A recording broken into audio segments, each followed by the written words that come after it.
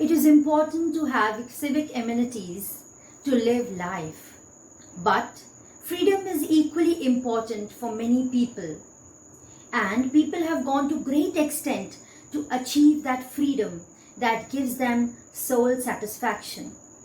Today, I, Kapila, am going to take this poem, The Last Bargain, written by Rabindranath Tagore, where someone is looking for being hired and he is not able to strike the bargain. Let us see when he strikes the bargain and why he is not able to strike the earlier bargains. But before we start the poem, let me tell you what is a bargain.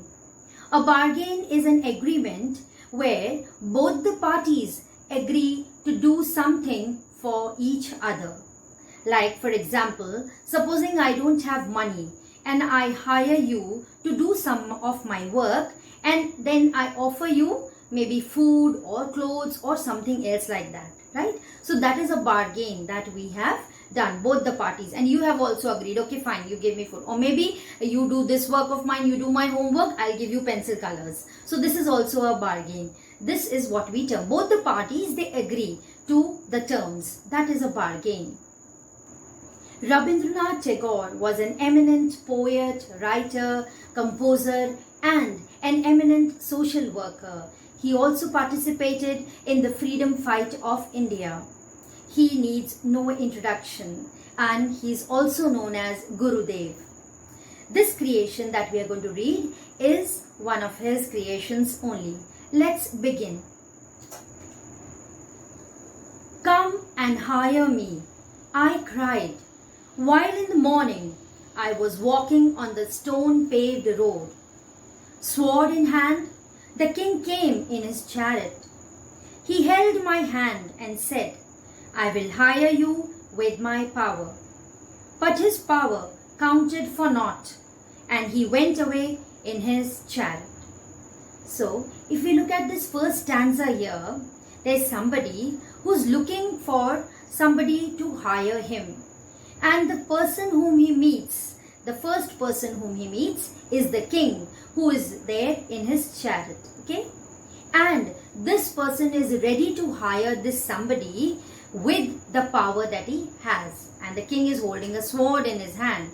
But that power seems to be nothing to this somebody, and that is the reason why he doesn't get hired to this person. Right? So the bargain has not struck this time. Fine?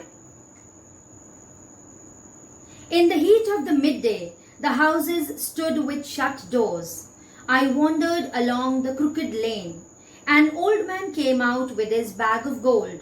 He pondered and said, I will hire you with my money. He weighed his coins one by one, but I turned away. Now the day has passed and the scorchy heat is there. Everybody has shut their houses. And at that time, while he was just wandering there on the crooked lanes, the zigzag lanes, there was an old man who came out with a bag full of coins. Gold coins were there. And he pondered, he thought a little, and then he started, weighing his bag. And then one by one he counted the coins that were there. But the poet was not interested, or this somebody who's there willing to get hired, that person was not interested, and he turned away. Now it's the time of evening in the third stanza. It was evening, the garden hedge was all aflower. The fair maid came out and said, I will hire you with a smile. Her smile paled and melted into tears, and she went back alone into the dark.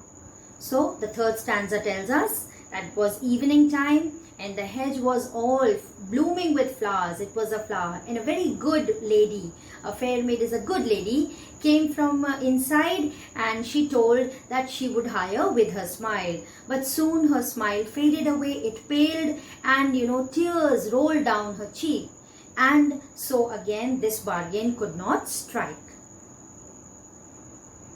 The last stanza, this is what he really wanted. Let's read. The sun glistened on the sand, and the sea waves broke waywardly. Waywardly is like that only, not in a single Like that only they broke.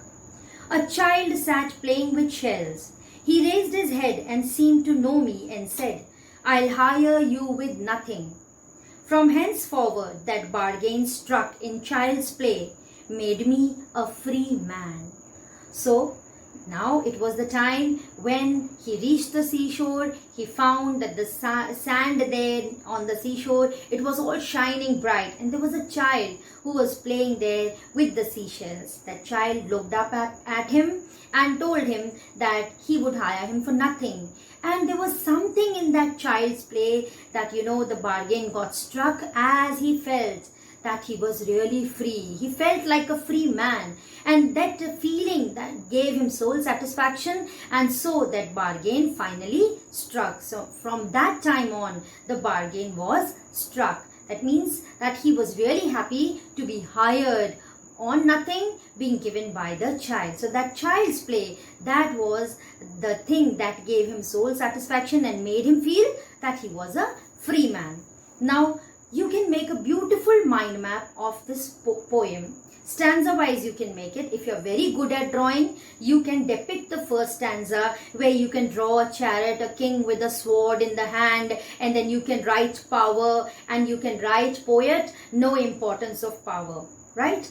That way. And he neglected the bargain, or the bargain did not strike, that way. So the first paragraph would be like that. And you can also make a stone pavement. So all the things, the important things, they can be picturized. If you're not good at drawing, with colorful pens, you can just write whatever important things are there in the first stanza, right? Similarly, you can do it for the second stanza also. You can write the wandering, he was there wandering on the zigzag roads. Then you can make an old man with a bag of gold coins, and then you can write that money was also of no importance and the bargain did not strike. Similarly, for the third stanza also you can do the same. You can make a hedge with all flowers blooming there. You can make a fair lady. And if you're not good at drawing, no need to worry, children. You can just use colorful pens, draw a circle in the middle of the page, write the last bargain, write the name of the poet Rabindranath Tagore, just put out 4 lines like you make the rays of the sun. Similarly, you can make these 4 rays for 4 stanzas. First stanza, you write with colorful pens the important phrases. Then for the second stanza, then for the third, and then for the fourth one. You can make a child playing with seashells, and then hire with nothing, somebody happy because felt like a free man. So this way you make mind maps. Beautiful mind maps can be made, and it has been told that instead of the text being remembered, you retain these images and colorful text that you write for a longer duration of time. So that is the reason why I suggest children to make mind maps, so that when they are preparing or revising, it becomes much easier, and the color, it strikes there in the mind, and it is there retaining in the mind for a longer duration of time. Now let us see the exercise. Question 1. Who is the speaker in the poem? A man who's looking for somebody to hire him is the speaker in the poem. The king, sword in hand, suggests 3 choices are given here, and the correct answer is more power than wealth. The third question, the old man offered the speaker a lot of money. Why did he turn down the offer? The old man offered him a lot of money, but still the man turned down the offer because he was not in the need of money. Rather, he wanted something else, and that something else is freedom and soul satisfaction. Question 4. Here some lines are given, and we have to search for the lines from the poem itself which are similar into the meaning of these lines. So let us see the first line. I have nothing to give you except goodwill and cheer. If you look at the fourth para here, I hire you with nothing. This is the line that matches with this line. Now let's come to the second one. Her happiness was no more than sorrow in disguise. Look the third paragraph here. Her smile paled and melted into tears. This line matches with the line that is given here in the question. Then the king's might was not worth much. If you look at the first paragraph, the line here, but his power counted for naught. This is the line that matches here with the line given in the question. So you can write these 3 lines from these paragraphs. Question 5. How did the speaker feel after talking to the child on the beach? So after talking to the child on the beach, the speaker felt very light, he was cheerful, and he felt like a free man. Okay, this is what has been told. Now, for your homework, you can write this poem in the form of a short story. Right? You can narrate the story, what happened to a man when he went to get himself hired. Who were the various people whom he met and what was the ultimate end of it. We'll meet with some other more interesting videos. Till then, take care.